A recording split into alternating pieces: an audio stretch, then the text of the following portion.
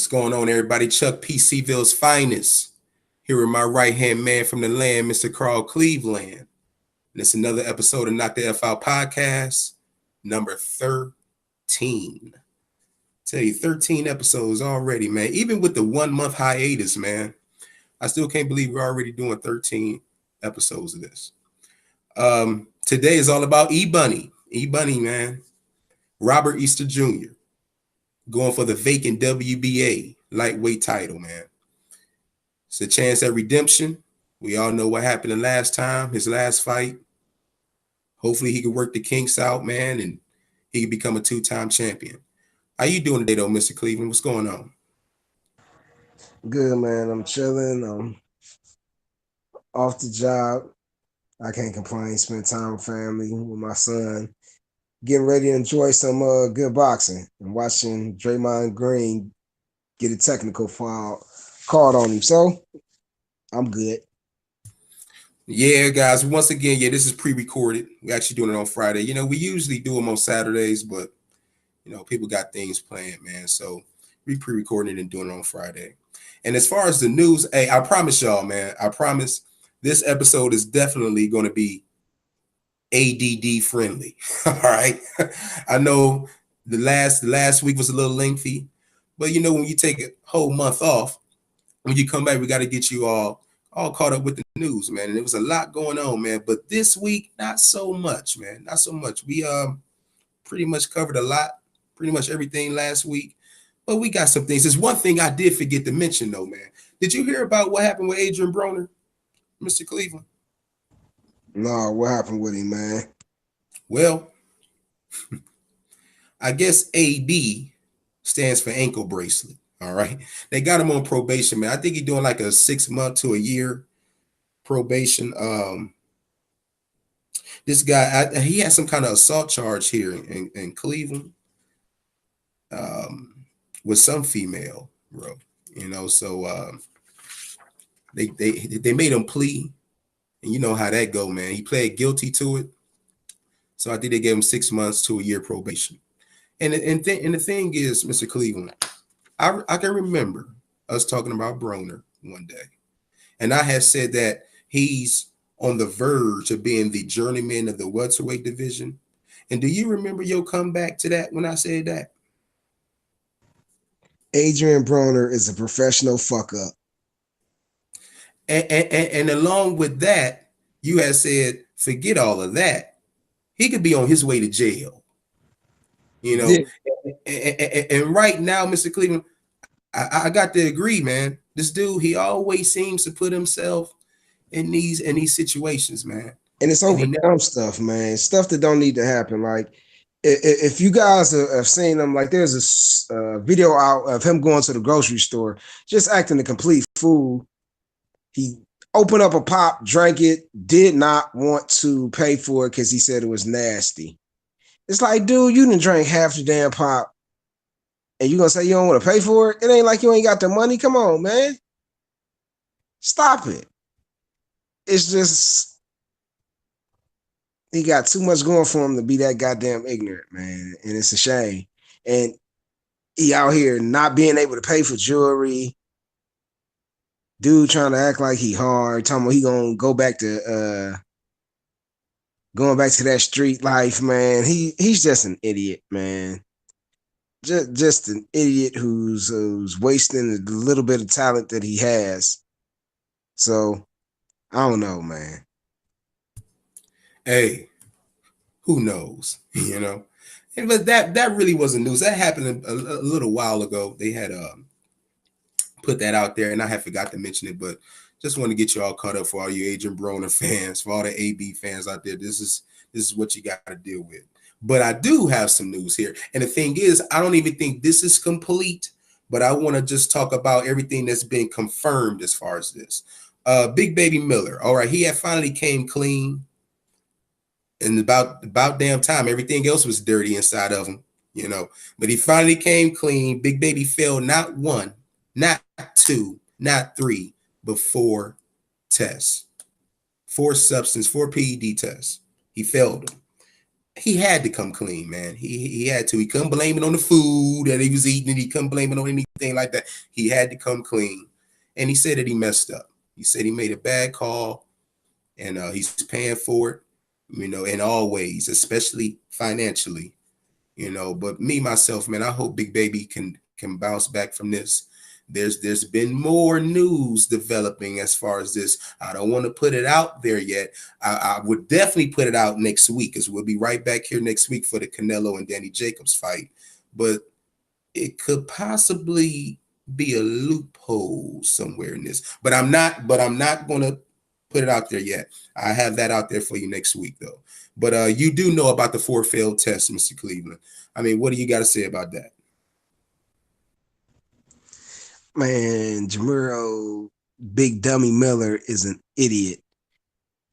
This dude was going around fucking just saying everybody else was on the juice, and then you failed 4 tests. Like, come on, dude, you can't be that dumb.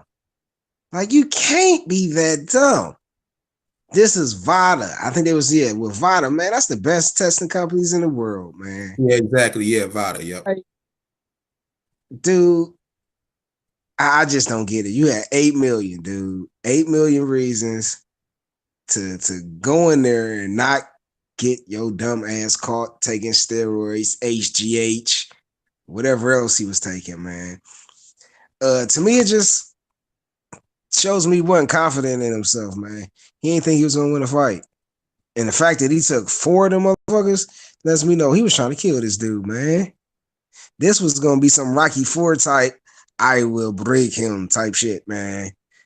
I'm glad he got caught, because as much as I wasn't liking what was going on between Anthony Johnson and Deontay Wilder, dude, I ain't trying to see nobody get killed in the ring over that, especially when a dude is on the juice. Nah, man, that's not cool.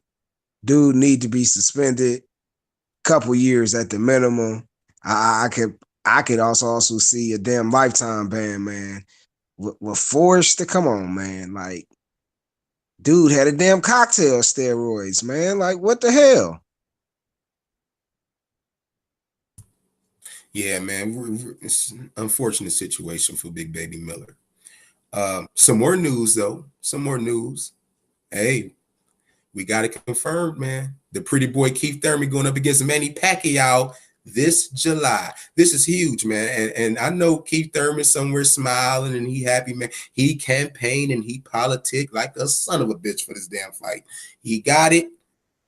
I can remember an interview he said before, man, before he was getting ready for his Jose Cito Lopez fight. He was saying, hey, you give me the opportunity against Pacquiao, I'm throwing some hands. And that's one thing Keith gonna do. He gonna throw some hands. This should be a good fight here, man. This should be a good fight. I can't wait to cover that one, man. Well, what you think about it, Mr. Cleveland?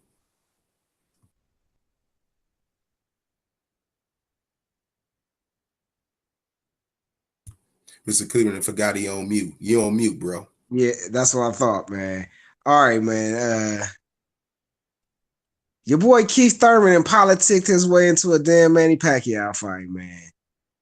Out of all the people, Manny Pacquiao could have came back and fought. He picked Keith, sometime Thurman. Not one time no more. He sometime, dude. Ponytail.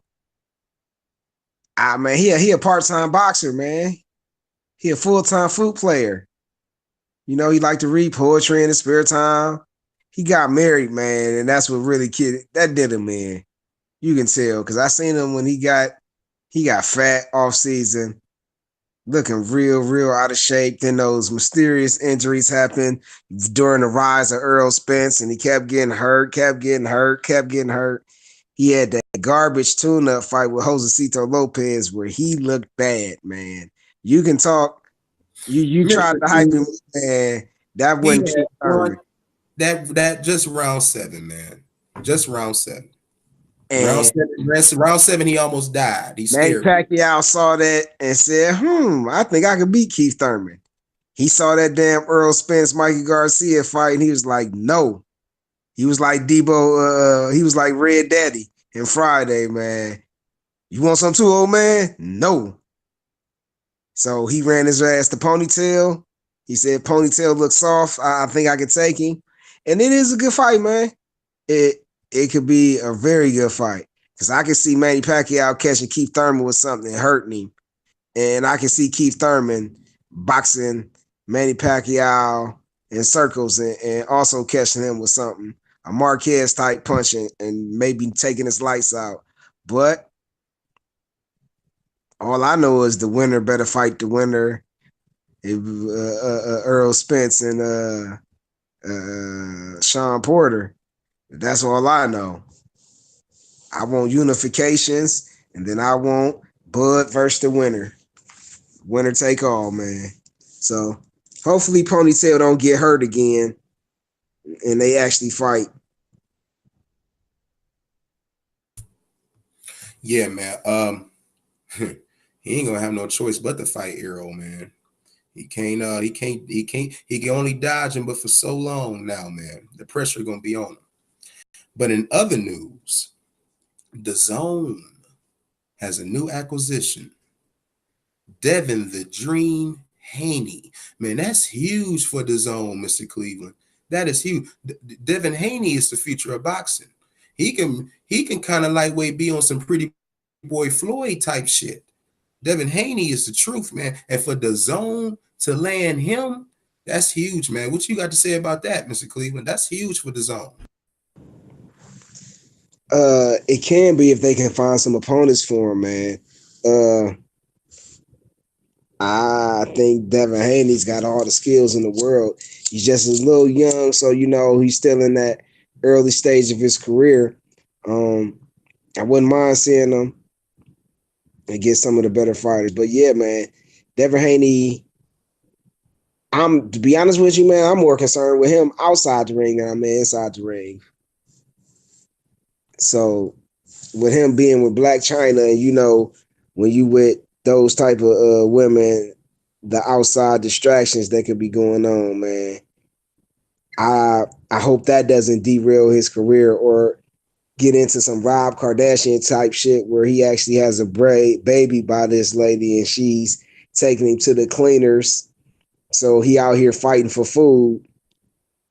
So that I'm more concerned about that than his actual talent. But if the Zone stays alive, he'll be a big part of it. So hopefully he can get some good fights, man. I'll support him. I like Devin Haney. I can't lie.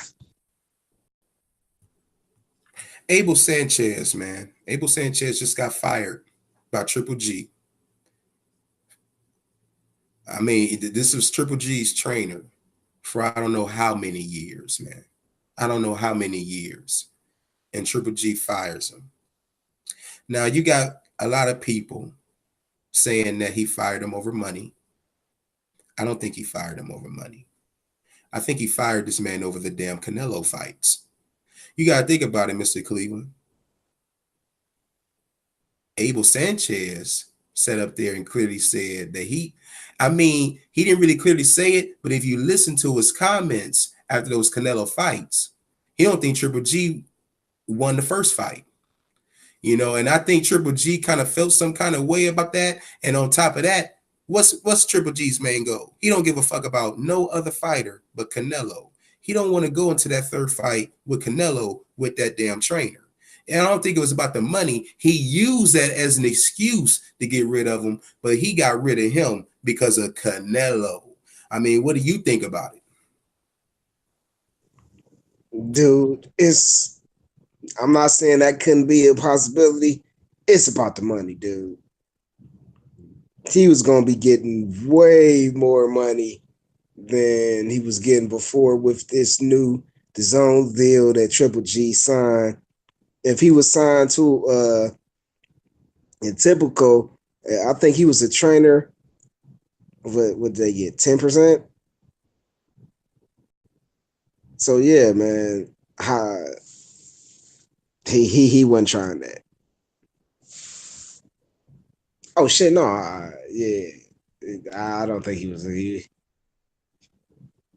Yeah. I don't think it was about the money. I think they could have worked something out as far as that. I don't think he wanted to go into a third fight with Canelo with him as a trainer. But you know what? You're absolutely right about that. Him Abel Sanchez coming out saying that he didn't think that Triple G won a second fight. Damn sure didn't help. Because if your own trainer didn't think you want to fight, like, come on, man. And if you really thought that, don't say that shit in public. You can tell me that in private, but don't go out in the public and say that to people. Come on, man. That make me look weak. You don't do your people like that. So I can see where you coming from, man. So the logic is there. I just think it had more so to do with money. At the end of the day, like you said, this dude then brought him from where he was to where he is now, helped him accomplish all the things he has accomplished, and you just gonna get rid of him. I think it's probably a combination of both. Now that I think about it, the You know money. what, Cleveland, you're probably right. It's probably a combination of both. I think we just got to mesh them together, and you got the Yeah, answer. man, because the money, that's a big part of what you just said, man. So who do you think would be a good trainer for Triple G, man? Bo Mac, that's your number one choice. You already know, dude. You threw a fastball right down the middle, buddy. hey, listen, that was a gimme. Bo Mac. You give Triple G Bo Mac, he gonna be Canelo, Andrade, Daniel Jacobs, and all of them gonna be by stoppage. You let him get Bo Mac in there. But no, man. I don't know. I don't know who Triple G gonna hire, man. I put it to you this way: with all the ducking and dodging and cherry picking that he's doing, I hope he get what's coming to him. When he fights Canelo the next time, I'm going for Canelo to whoop Triple G's ass because it don't make no damn sense the way this man is cherry picking. Triple G is becoming a joke to me now. And I remember when I used to put Triple G on a pedestal. I remember I put him over the moon at one time in his career, man. He is a joke to me now. Triple G is a joke to me, bro. Man, that's what happens once your invincibility goes away. Honestly, I believe that fight with Danny Jacobs was the end of his reign of terror because I thought Danny Jacobs won that fight, and word coming out was after that fight, Triple G didn't feel like a winner. That Danny Jacobs had broke a couple of his ribs. He wasn't feeling invincible anymore. He wasn't feeling like he wanted to fight. And then you have those Canelo fights. You can start to see a decline in Triple H, Triple G, and I hope he gets what's coming to him too, man. Cherry picking, it's like, come on, man. I got the Charlo fight out there. Give me that. Billy Joe Saunders, give me that. Come on, man. Andrade, like you said, give me that. Give me something. Don't pick the damn Uber driver and a taxi cab driver and a Subway worker and a fucking Amazon Prime driver. Come on, man. You killing me. You are killing me. So this is what I say, man. Don't sit up here and claim you the best, but you fighting these bums, man. And I don't like to call boxers bums, but if you upper echelon dude and you fight some dude that's basically somebody I could be going to work with, he's somebody I could be working out at the damn YMCA, man. That's who you fight. Come on, fam.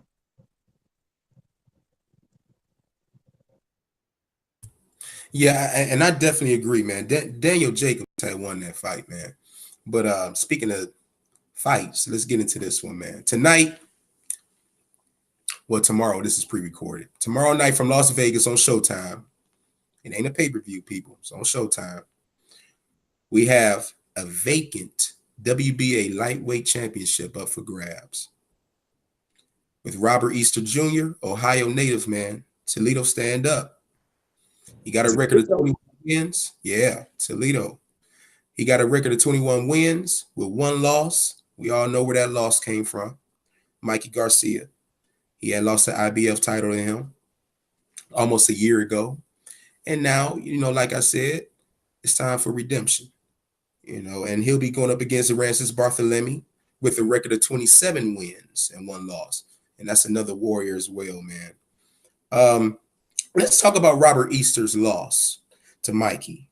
Mr. Cleveland, you got to believe if E Bunny would have stuck to the game plan and just continued to fight from the outside, even though Mikey was starting to have success, I still think that Robert Easter should have stuck to the game plan, stuck to the outside game, because once he switched it and he went into Mikey's game and started going into the inside, it was over for him, man. He didn't have a chance after that.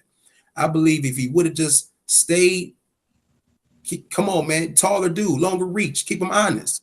If he would have stayed on the outside, man, applied a little more pressure, dude, I mean, it could have went another way, man. But Mikey Garcia gave it to him, man. I mean, he fucked him up badly, man. Like he even said in the post conference, had him out here looking like Martin on that episode after Tommy Hearns had whipped his ass. So I just felt like if he would have stuck to that game plan, Bunny, he probably could have edged out a close decision. I mean, what you think about it, Mr. Cleveland? Yeah, man, that's what we talked about. Something else.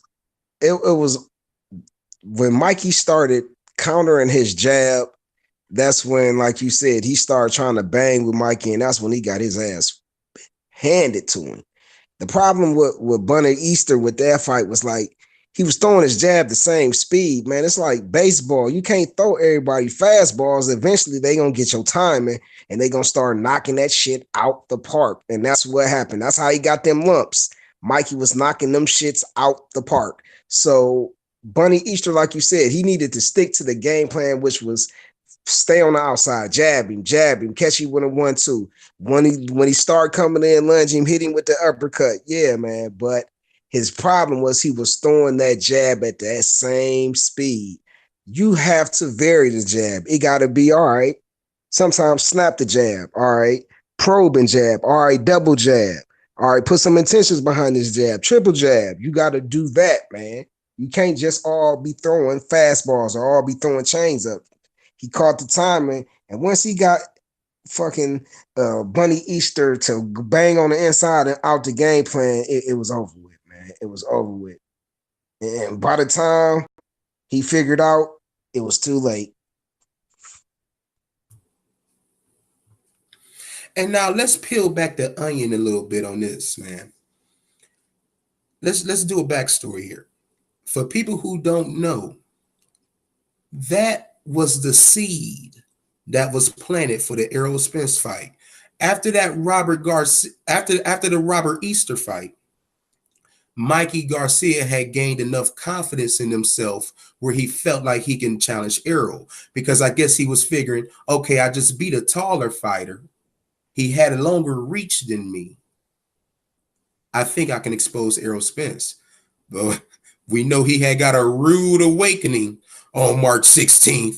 It was a whole nother stage of the game. Yes, you did fight another taller fighter. You did fight another fighter with longer reach, but Robert Easter didn't have the power, let alone the intelligence of Errol Spence. And it was a whole different name of the game. And Mikey got destroyed by Errol Spence. But just for people to just to give a backstory, that fight right there, after he beat the shit out of Robert Easter, that's what planted the seed in his head that he could stop Errol Spence. And we all saw how that went out. But prediction time, man. I'm not going to take anything away from Barthélemy. I'm not going to take. I just watched his recent fight with Robert Frankel. He had a nice TKO win in the third round. I'm not taking anything away from Barthélemy, man. Barthélemy is nice. He's a warrior, man. But I gotta say, I think with Robert Easter Jr.'s longer reach, I feel like he has an advantage in this one. Stick to the outside game. Because I'm going to tell you something, Mr. Cleveland. If he does that same shit, it could be the same damn thing from the Mikey fight. If he does that same shit and start going in the inside with Barthélemy can bang. It could be the same results. I don't want Robert Easter doing that, man. Stick to the game plan. He did say he tweaked some things as far as his outside game. Let's see it. I believe, man, if he could stick to that, I'll give him a Chuck P guarantee, man. He will leave Vegas as the new WBA lightweight champion. What you think, Mr. Cleveland?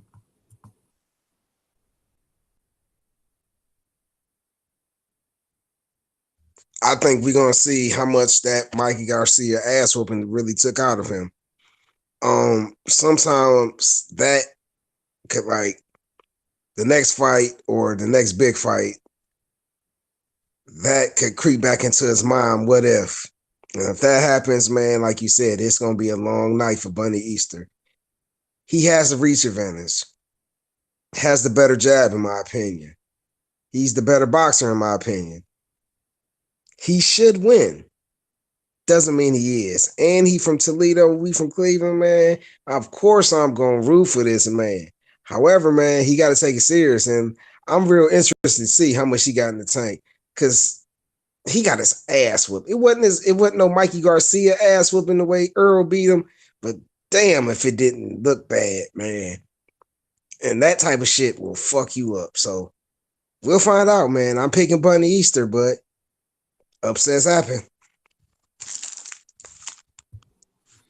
All right, so E Bunny, don't lay an egg and get fried. Okay, handle your business. So there you have it, guys. Another episode of Knock the F Out podcast. Like I said, it's ADD friendly. It wasn't too long. I didn't take up too much of your time. Check us out at WrestlingWrestling.com, founded by Andre the Great, Andre Corbill, man. Big shout out to my brother, man. Make sure you, jab the subscribe button and do us both a favor and knock the F out. Knock that like button the F out for Chuck P, man. Knock that like button the F out for Chuck P, C-Ville's finest, and Mr. Carl Cleveland, man. We truly appreciate that. Like I said, subscribe to the channels. Andre Corbill's, go over to mine. Chuck P, subscribe to mine, man. Truly appreciate it. And you know how we do it. We're going to come back Sunday for the after party like we do, man. We're going to be laid back. We're going to be kicked back. And we just going to have a little fun, man, and talk about the fight. Like I said, Robert Easter, just stick to the plan, baby. Stick to the plan and let it come to you. Let it come to you. Don't go out there trying to let it come to you. And like I said, I give you a Chuck P guarantee. You'll leave Vegas as the new WBA lightweight champion. Everybody enjoy the fights, man. We'll see y'all Sunday.